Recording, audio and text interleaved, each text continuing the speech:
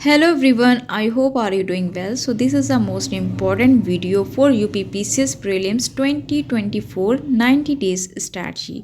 Last 90 days में क्या करना है, कौन से सब्जेक्ट को ज़्यादा फोकस करना है, कौन सा सब्जेक्ट ज़्यादा वेटेज का है, तो इसी वीडियो में बात करेंगे। सारे सब्जेक्ट्स पर डिस्कस करेंगे और कौन से सब्जेक्ट को कितना पढ़ना है। ठीक है, तो इसमें मैंने जो पहले पॉलिटी को ले रखा है। देखिए पॉलिटी जो मैंने सारे बुक लिस्ट बता दी आप लोग को। अगर वीडियो नहीं मिलता है तो मैं डिस्क्रिप्शन बॉक्स में उसका लिंक मेंशन कर दूंगी, उसके थ्रू जाके आप वीडियो को देख लेना। ठीक है, पॉलिटी का एम लक्ष्मीकांत से पढ़ूंगी, तो वही टॉपिक घटना चक्र से आपको रिवीजन करना है। ठीक है, और इसके साथ में साइंस को भी पढ़ना है। साइंस है घटना चक्र से करनी है। ठीक है, पहले फिजिक्स केमिस्ट्री का पढ़ लेना है, फिर उसके बाद में बायो पार्ट को देखना है।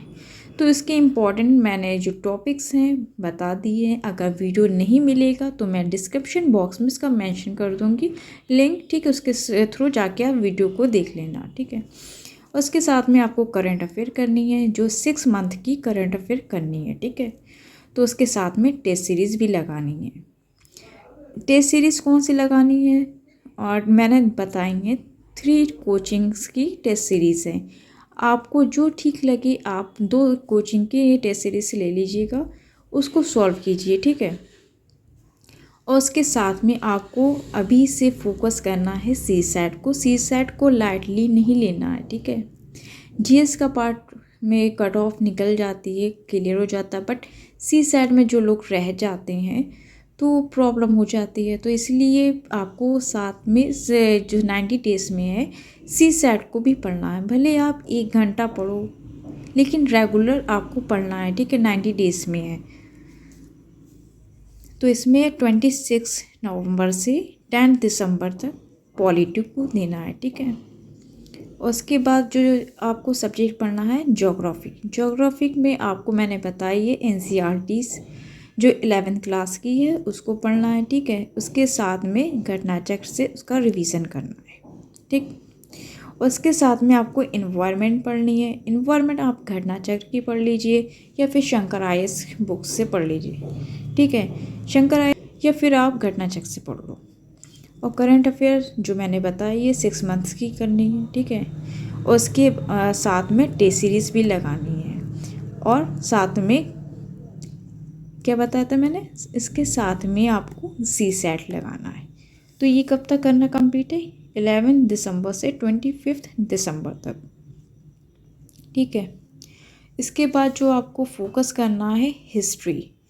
हिस्ट्री में देखिए मैंने सिर्फ इसको एक सब्जेक्ट रखा है। हिस्ट्री में ऑलरेडी 3 सब्जेक्ट्स हैं, एंशियंट, मेडिवल और मॉडर्न। ठीक है, आप एंशियंट मेडिवल आप अपने अकॉर्डिंग टाइम दीजिएगा, चाहे 5 डेज दे या फिर 6 डेज। ठीक है, मॉडर्न को आप मॉडर्न हिस्ट्री को आप ज़्यादा से ज़्यादा टाइम दीजिए और एंशियंट मेडिवल को आप 6 डेज दे दीजिए। ठीक है, तो इसमें एंशियंट भी पढ़नी है, मेडिवल पढ़नी है और मॉडर्न भी पढ़नी है। ठीक है, जो टॉपिक्स आप पढ़ेंगे उसके देखिए एंशियंट मेडिवल के लिए मैंने जो बताया है वो आप लूसेंट से कर लेना। ठीक है, और उसके जो क्वेश्चन है आपने जो टॉपिक पढ़ा है उससे घटना चक्र से उसके क्वेश्चन पीवाईक्यूज लगा लेना। ठीक है, और मॉडर्न हिस्ट्री के लिए स्पेक्ट्रम मैंने बताई है। ठीक है, स्पेक्ट्रम करिएगा, उसके बाद साथ में आप घटना चक्र से उसके क्वेश्चन लगा लेना। ठीक है, साथ में 6 मंथ की करंट अफेयर पढ़नी है और टेस्ट सीरीज़ और सी सेट। ठीक है,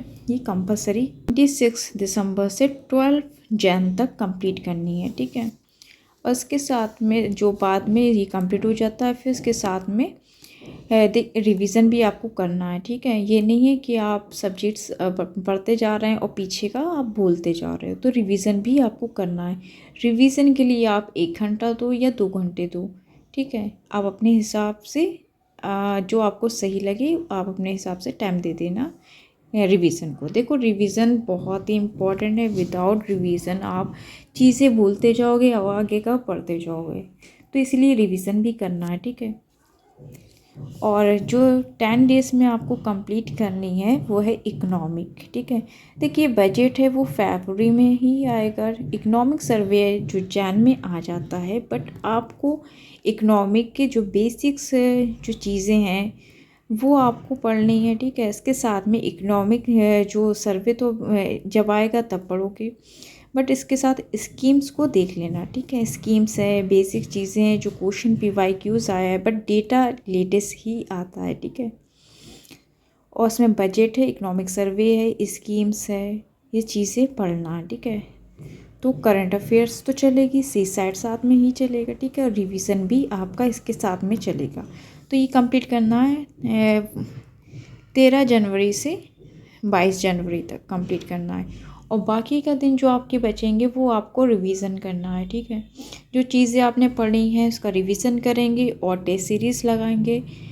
और जो चीज़ें आप भूल रहे हैं उसको आप शॉर्ट नोट्स में प्रिपेयर कर लेंगे, ठीक है, ताकि वो चीज़ें आपकी छूटे ना।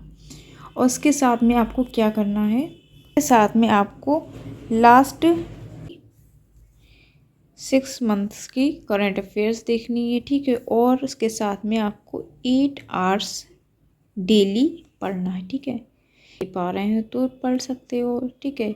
आप अपने अकॉर्डिंग आपको ठीक लगता है तो आप चाहे 9 आवर्स पढ़ो या 10 आवर्स, बट 8 आवर्स से कम नहीं पढ़ना है, ठीक है। 8 आवर्स तो देने हैं मैक्सिमम। और जो लोग जैसे RO के साथ में एग्ज़ाम जो UP PCS का दे रहे हैं, वो लोग अगर RO का दे रहे हैं, ठीक है, RO का देना चाह रहे हैं, तो वो हिंदी को भी पढ़ सकते हैं इसके साथ में, ओनली 1 आवर्स, ठीक है। खाली 6 टॉपिक्स ही पढ़ने हैं, 6 टॉपिक्स ही पढ़ने हैं ना, तो आप 1 आवर से डेली देंगे तो आपका कंप्लीट हो जाएगा। और बाकी चीज़ें जो क्या करनी है, आपको रेगुलर पढ़ना है, ठीक है। आपका ये कंप्लीट हो जाएगा 22 जनवरी को। आपका ऑल सिलेबस में मतलब जो भी इम्पोर्टेंट सब्जेक्ट्स हैं वो चीज़ें आपकी कंप्लीट हो जाएंगी। RO का जो एग्ज़ाम है, RO का एग्ज़ाम है वो है 11 फरवरी। कब है? 11 फेब को, ठीक है। ARO का जो UP PCS के साथ में RO दे रहे हैं तो वो एक दे सकते हैं, क्योंकि प्रैक्टिस हो जाएगी, आपको ऑफलाइन फील होगा, प्रेशर हैंडल करने का फील होगा, ठीक है, कि एग्ज़ाम कैसे देते हैं, मतलब कैसे चीज़ों को हैंडल करें और कितने टाइम में आपको मैनेजमेंट, मेन बात तो आपको मैनेजमेंट आएगी टाइमिंग की, कि आपको क्वेश्चन को कितना टाइम देना है, कौन से क्वेश्चन को है जो आपको आ रहा है वही आपको क्वेश्चन लगाना है, ठीक है। तो ये चीज़ें आपको इसमें आपका एक प्रैक्टिस हो जाएगी, ठीक है। RO को आप इसके साथ में देना, ठीक है। और बाकी चीज़ें जो इम्पोर्टेंट है, और ज़्यादा वेटेज किसको देना है, ठीक है, जो वेटेज वाला ज़्यादा टाइम देना है पॉलिटी को, ठीक है। सबसे ज़्यादा टाइम देना है पॉलिटी को, साइंस और एनवायरनमेंट, ठीक है। इसके साथ में ज्योग्राफी, जो मैपिंग वाले जो क्वेश्चंस आते हैं, जैसे कि मैपिंग्स के आते हैं, तो मैप्स देख लेना वर्ल्ड हिस्ट्री के लिए, ठीक है। वर्ल्ड हिस्ट्री के जो भी वर्ल्ड हिस्ट्री में जो बॉर्डर्स आ रहे हैं या फिर कोई सीज़ हैं, जो भी चीज़ें हैं आप मैप से देख लेना ताकि आपको याद रहे, ठीक है। तो इसके साथ में आपको ज्योग्राफी को फोकस करना है, साथ में इन्वायरमेंट में आपको करंट से भी चीज़ें पढ़नी है, ठीक है। नेशनल पार्क हो गया है, वर्ल्ड लाइफ सेंचुरीज़ है, रामसर साइट्स हैं, UP में कितनी रामसर साइट्स हो गई हैं, ठीक है। UP में रामसर साइट्स कितनी हैं, तो ये सब चीज़ें देखनी है, ठीक है। ये चीज़ें आपको अच्छे से देख लेना। और इसके साथ में आप चाहो तो शॉर्ट नोट्स भी प्रिपेयर कर लो, ताकि एग्ज़ाम के टाइम में ये चीज़ें आप इतना सारे सब्जेक्ट्स को फोकस करोगे तो रिवीजन नहीं हो पाएगा ना। तो फिर इसके साथ में आपको क्या करना है, शॉर्ट नोट्स भी प्रिपेयर करने हैं। जैसे कि मैंने पॉलिटी अगर पढ़ी है, ठीक है, पॉलिटी पढ़ी है, हाँ पॉलिटी पढ़ी है, फिर इसके घटना चक के हमने नोट्स मतलब इसका रिवीजन इससे कर लिया है। और जो क्वेश्चंस मुझे लग रहा है इम्पॉर्टेंट है, जैसे कि जिसका क्वेश्चन का आंसर आ रहा है तो वो तो मैं छोड़ दूँगी, ठीक है, उसको छोड़ देना आपको है। और उसके जो क्वेश्चंस आपको नहीं आ रहा है उसके शॉर्ट नोट्स प्रिपेयर कर लेना है, ठीक। ये आपके लिए जो शॉर्ट नोट्स होंगे वो प्रीलिम्स पर्सपेक्टिव होंगे, मेंस के लिए जो ऑलरेडी आपको जो बनाने थे वो बना चुके होंगे, नहीं बनाए तो अब बनाने का टाइम भी नहीं है। तो अभी ये प्रे को आप फोकस कीजिएगा, 90 डेज़ में आपको ये सब चीज़ें तैयार करनी है। और आप लोग के क्वेश्चंस थे कि मैं शॉर्ट नोट्स कैसे बनाए मैंने हैं, और मेंस के लिए प्रे के लिए कैसे नोट्स और मेंस पर्सपेक्टिव कैसे बनाए, चलिए दिखाते हैं आपको। और ये है मेरे शॉर्ट नोट्स हैं, ठीक है। ये जो भी पॉलिटी के शॉर्ट नोट्स हैं, ये मैंने इसको स्ट्रक्चर फॉर्म में बना रखे हैं। और ये है हिस्टोरिकल बैकग्राउंड के पूरे चैप्टर के ये नोट्स हैं, ठीक है। पूरा चैप्टर पढ़ने की ज़रूरत नहीं है।